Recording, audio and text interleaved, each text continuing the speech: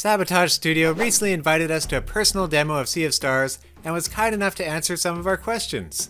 Now we've already posted a full discussion about our in-depth impressions from the event, which you can find linked in the description below, but for now we wanted to dial in on 5 points about the game, including some we didn't have time to discuss in our preview. So here are 5 interesting facts we learned about Sea of Stars gameplay and development.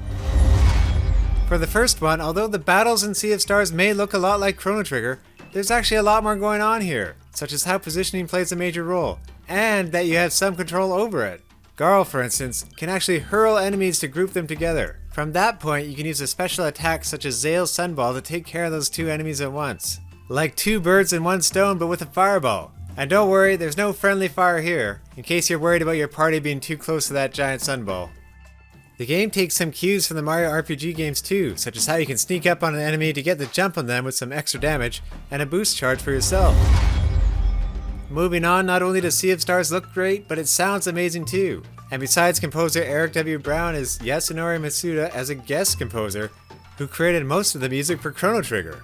But one of our fans was curious how exactly he joined the project, so we decided to ask ourselves. The answer? They just sent a nice polite shoot your shot email along with a pitch deck.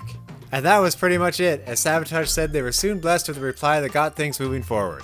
Furthermore, they let us know that the first track that Mitsuda-san composed is found in the Coral Cascades area, which is near a giant serpent that remains asleep thanks to a melody that's naturally created by wind blowing through holes in the mountain. Ominous. Next up, one element from Chrono Trigger that won't be making an appearance are the multiple endings. Well, mostly.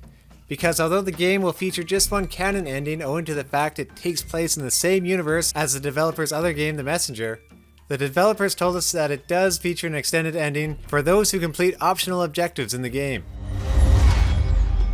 I love fishing in video games, and it turns out the Sea of Stars developers do too, as every island will have its own lake that you can use to fish, complete with its own unique species.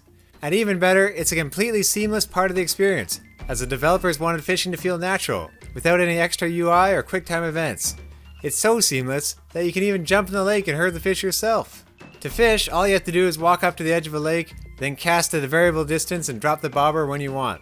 If a fish is within the landing circle, it'll bite the hook. From there, it's a fight to reel in the fish by swinging left and right to keep the fish in a reel zone, and avoiding the line from breaking. The developers tease you might even get a reward for catching them all. Nothing fishy about that. And for number 5, during the demo we found out that instead of using potions to restore health and magic, you can cook and buy food instead. And given that Sabotage Studios is based in Quebec, Canada, I, a fellow Canadian, had to do my civic duty and ask, is poutine, a dish that originated in Quebec consisting of French fries and cheese curds topped with gravy, in the game? To which they replied, 100% it's there as the full recipe book is set. We can't not have it. So fantastic, I love that little detail. Not sure if I'll try making it myself in game by a campfire or leaving it to the local Sea of Stars restaurants though. And there you go, 5 things about Sea of Stars. Thank you so much for watching. If you're interested in finding out more about Sea of Stars, you can check out our full preview discussion on the right with Tris and myself. It's looking like something special, so we can't wait to see more. But in the meantime, for more indie coverage on Switch and all things gaming, subscribe to GameXplain. Thanks for watching. Goodbye.